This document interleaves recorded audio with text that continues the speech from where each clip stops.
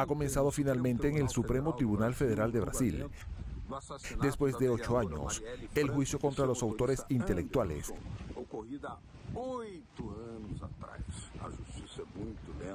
del asesinato de la concejala Marielle Franco y de su conductor, Anderson. Los dos acusados que se encuentran en prisión son dos hermanos que integraban estructuras de poder en el estado de Río de Janeiro, una región donde existe una vinculación sistemática entre la política y el crimen organizado. Todo indica que el asesinato ocurrió porque Marielle investigaba el uso indebido de fraccionamientos urbanos en Río, en territorios controlados por las llamadas milicias, grupos mafiosos que se extienden por la estructura del Estado, gracias a una impunidad infinita. Marielle era repudiada por el concejal Carlos Bolsonaro, hijo de Jair Bolsonaro. Además, el autor material de los disparos, quien también está preso, es Rony Lessa, a quien se vincula como amigo de la familia Bolsonaro. Fuera de esto, es importante mencionar que aquí en Brasilia se ha formado el Comité Popular por la Libertad de Maduro y Cilia, donde se debe trabajar con total prioridad. Latitud Brasil está comenzando. Hola amigos y amigas del programa Latitud Brasil por Telesur. Un saludo muy cordial y fraternal a todos los que nos acompañan en un momento en que América Latina, así como la humanidad, sufren enormes amenazas contra Irán y también contra Venezuela, que ha sido víctima de una agresión brutal, el secuestro del presidente de la República, legítimamente constituido, Nicolás Maduro, y de su esposa, la diputada Cilia Flores. Pero más que eso, existe la intención del gobierno estadounidense de imponer nuevas medidas coercitivas, además de las que ya existían. Las sanciones, 1047 sanciones, que ya existían antes de este secuestro y que afectan duramente la vida interna del pueblo venezolano. Y el gobierno bolivariano busca resistir, ganar tiempo, mantener espacio internamente y sigue manteniendo las políticas públicas bolivarianas. Este es un tema absolutamente nuevo, porque este golpe brutal del secuestro, de la violación total del derecho internacional, es lo que nos trae aquí hoy, para escuchar y conversar y conocer los puntos de vista que guían a un gran pensador del derecho en Brasil, que es el profesor José Geraldo de Souza Jr., ex rector de la Universidad de Brasilia, un exponente, una referencia en toda América Latina, del movimiento llamado El Derecho Encontrado en las Calles. Muy buenas noches, profesor. Es un gran placer tenerlo aquí de nuevo en Latitud Brasil. Buenas noches, Beto Almeida, y también un saludo a quienes nos acompañan a través de Telesur.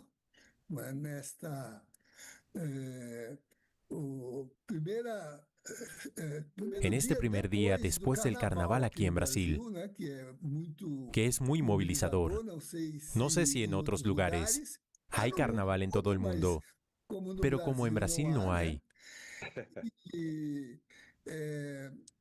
Hasta Beto, por lo que decías ayer, que era el día litúrgico del llamado miércoles de ceniza, el Papa León XIV hizo un mensaje e incluiu na exortação dessa mensagem e incluyó en la exhortación de ese mensaje la recuperación de la disposición al compromiso sobre la lectura cristiana, insertando en la dimensión de las cenizas, que es la disolución, la desintegración, las cenizas del derecho internacional, aludiendo muy directamente a la situación de Venezuela y también de otros países,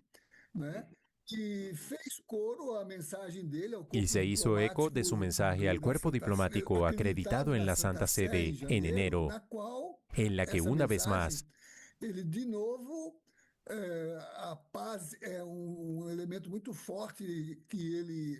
la paz es un elemento muy importante que él ha convertido en el carisma de su pontificado. Su primer discurso ya incluía la dimensión de la paz. Pero en el mensaje al cuerpo diplomático volvió a hacer un repaso de todos los conflictos que están en curso, y también muy fuertemente el de Venezuela, criticando lo que para él es, de hecho, una agresión al derecho internacional, al orden legal del derecho internacional, la garantía de la primacía del derecho internacional como base de las relaciones, la mediación política, la solución de conflictos, la participación de los organismos internacionales. Y también ayer, Beto, a través de su secretario de Estado, el cardenal Parolin,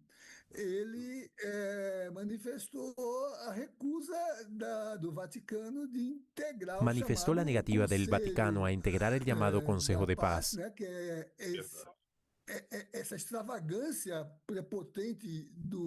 que es esa extravagancia prepotente del neoimperialismo, que quiere sustituir la construcción dramática, tensa,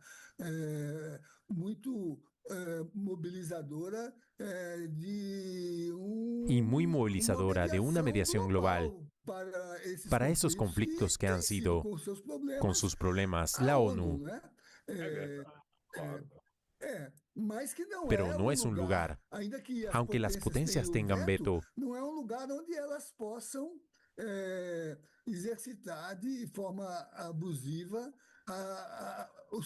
no es un lugar donde puedan ejercer de forma abusiva su interés nacional en relación con los intereses internacionales.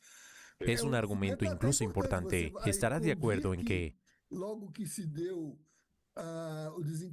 tan pronto como se desencadenó la crisis con el secuestro del presidente Maduro, el Consejo de Seguridad se reunió por convocatoria del presidente de Colombia, Gustavo Petro? Y mira qué bien construido. Hablando en nombre de Colombia, el estadounidense Jeffrey Sachs denunció esta deriva del derecho internacional que traducía un acto de fuerza, una prepotencia hegemónica, un unilateralismo exacerbado.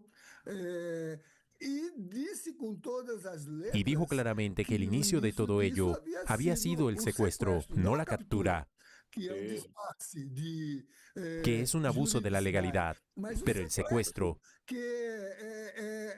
que es un acto que en estas circunstancias ha sido, y yo incluso lo hice en un texto, de piratería, porque es el botín, es la riqueza lo que está en juego. Es cierto. Creo que la cuestión está abierta. A pesar de los movimientos tácticos y estratégicos de la potencia,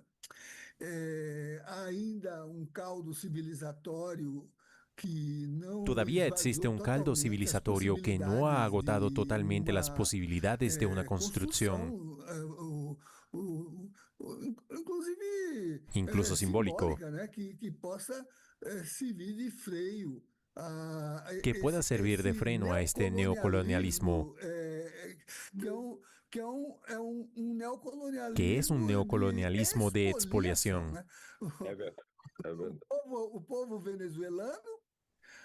El pueblo venezolano está siendo expoliado de su soberanía, de sus riquezas,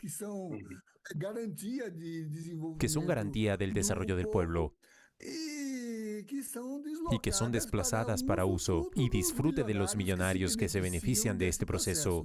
Ni siquiera el pueblo estadounidense. El estudio actual ha demostrado que el 80% de los costes de la tarifa están recayendo sobre el consumidor estadounidense. Es cierto. Eso fue un fracaso.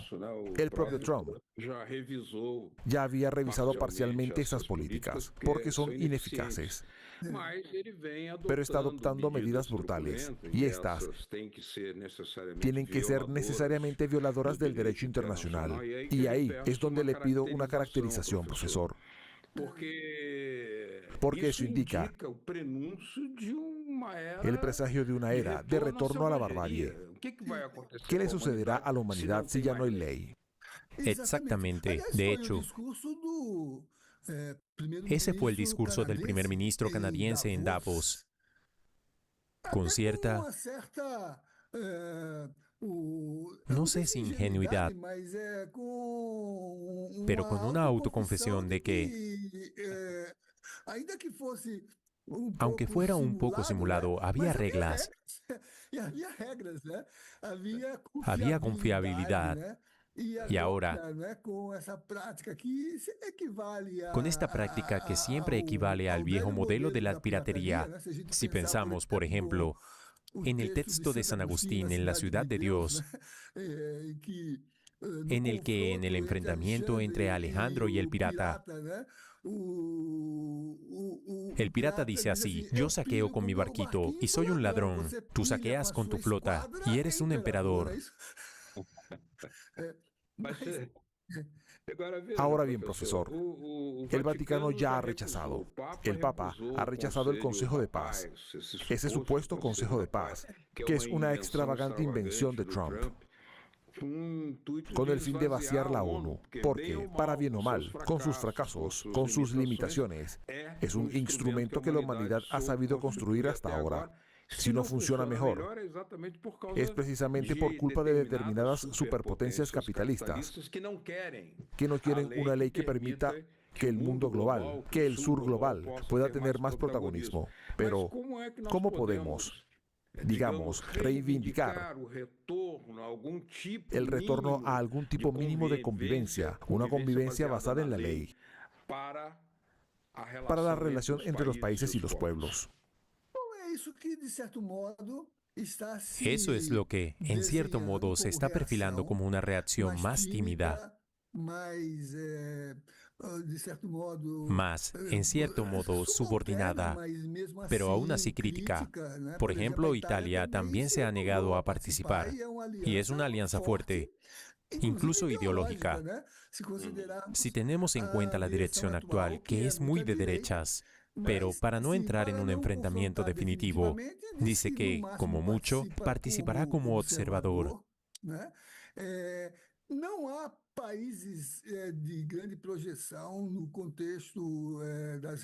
No hay países de gran proyección en el contexto de las regiones que ya hayan aceptado participar en dicho consejo. Son representaciones muy periféricas desde el punto de vista, lo cual para el presidente estadounidense no importa mucho, porque solo quiere una coartada para ejercer su prepotencia.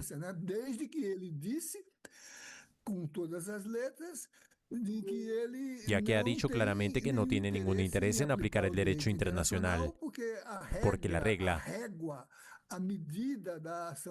la medida de su acción es su propia moralidad. De hecho, lo dijo. Para mí, no existe el derecho internacional. Existe mi intención, mi voluntad. Entonces, por ejemplo,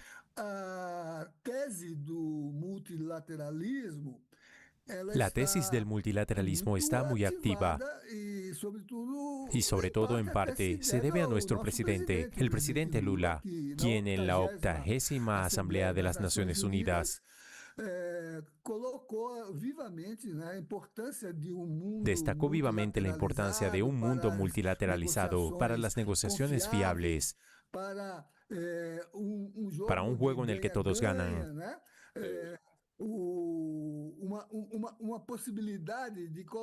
Una posibilidad de anteponer los intereses generales a los intereses corporativos incluidos los intereses egoístas, que, por ejemplo, activan la codicia de los millonarios, que son los que, digamos, se benefician más de las reconstrucciones, de la financiación, con cierta vacilación, en caso de incluso en Venezuela. As petrolíferas não estão muito ainda confiantes de que haja. Las petroleras aún no están muy seguras de que haya garantías de que sus inversiones allí sean rentables. Pero yo diría que el presidente Lula llamó la atención en la Asamblea, en mi opinión, sobre tres grandes fundamentos. En primer lugar, el debate sobre la ética occidente, que según él se ha convertido en un mito. Y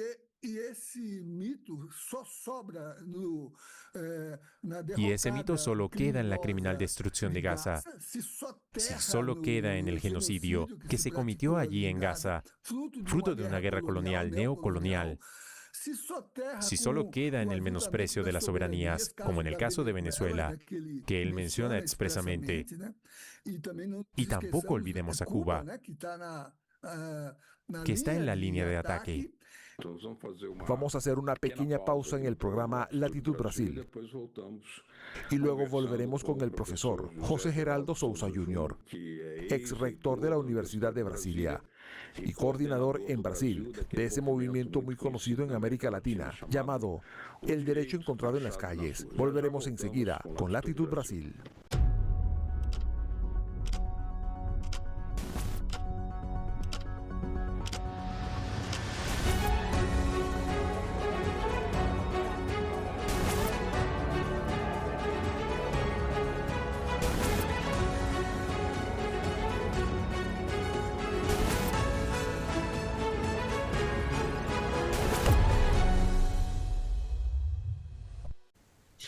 Latitud Brasil vuelve hoy con una conversación con el profesor José Geraldo Souza Jr., uno de los exponentes del movimiento El Derecho Hallado en las Calles, ex rector de la Universidad de Brasilia, pensador de gran calibre y gran sabiduría para nosotros,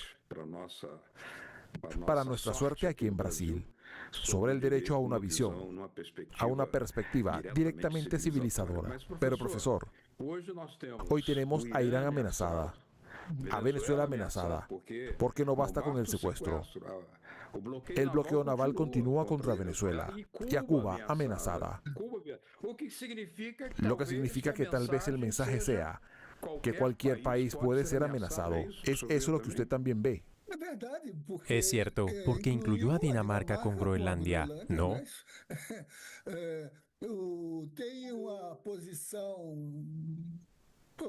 Tengo una postura problemática con respecto a Europa del Este, que es de intervención, porque proporciona armamento, tecnología y personal experto para poder participar en la guerra. Es cierto.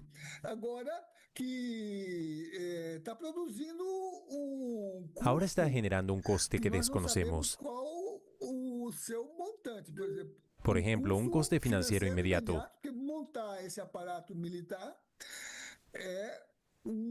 Porque montar este aparato militar supone un desgaste del presupuesto público estadounidense. He visto un cálculo según el cual se gastan $20 millones al día en la flota que hay en el Caribe.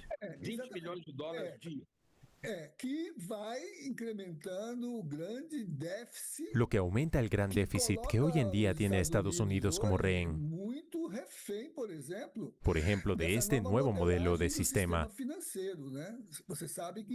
Usted sabe que el principal detector de los títulos de deuda norteamericana es China. Exactamente. Todas essas formulações que parecem estar convergindo. Pero todas estas formulaciones que parecen converger en el espectacularizado escenario del sistema internacional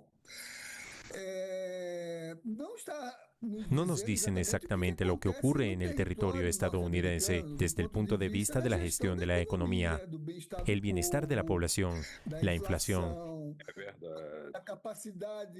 y la capacidad de sostenibilidad de la moneda. De políticas públicas muy débiles, muy endebles. Muy débiles. Y ahora con un carácter negacionista, como vivimos un poco en Brasil. Es cierto.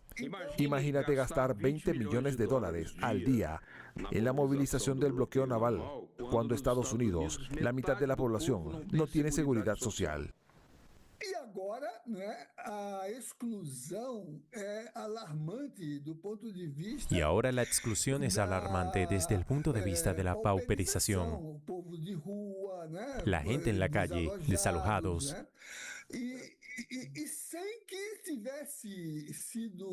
Y sin que se haya presentado una política de reindustrialización, aunque sea según los modelos de la economía moderna, de la nueva economía. Por ejemplo, la dependencia sigue siendo muy grande desde el punto de vista de lo que fue la redistribución de la producción en el mundo. Es cierto.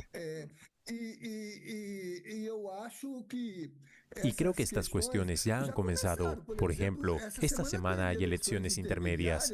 Y en lugares donde los republicanos habían ganado sucesivamente más de 3 elecciones, ahora han sufrido una derrota estrepitosa.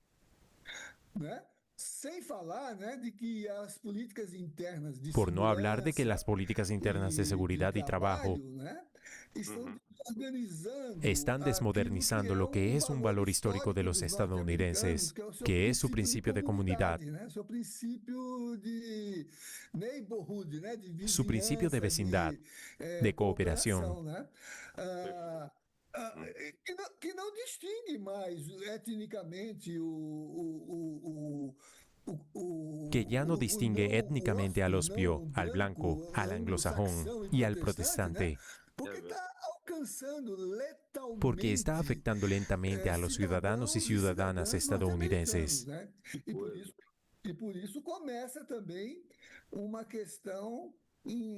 Por eso también comienza una cuestión interna que creo que va a repercutir a corto plazo, ni siquiera a mediano plazo, en la capacidad del mantenimiento de esta política, que es muy lúdicamente equivalente al juego de póker, lleno de faroles, pero que también tiene mesas gordas, mesas valiosas, que, por ejemplo, en el caso de Venezuela, ahora no sé hacia dónde va. ¿Cómo se mantendrá el gobierno interno en esta transición desde el punto de vista de preservar su unidad y su capacidad de movilización y conexión con lo social frente a la interferencia? Claramente aún no ha habido una militarización interna, solo externa, en los bordes. Pero sabemos que Venezuela fue la punta de lanza.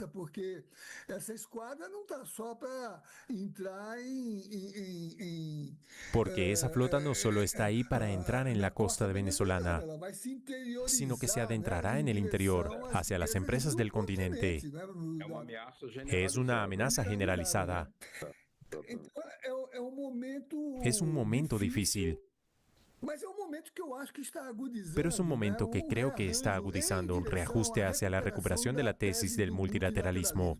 No sé si es cierto, pero he leído estos días que Alemania está pidiendo acceso a los BRICS. ¿Por qué? Porque también se le han agotado las reservas de combustible.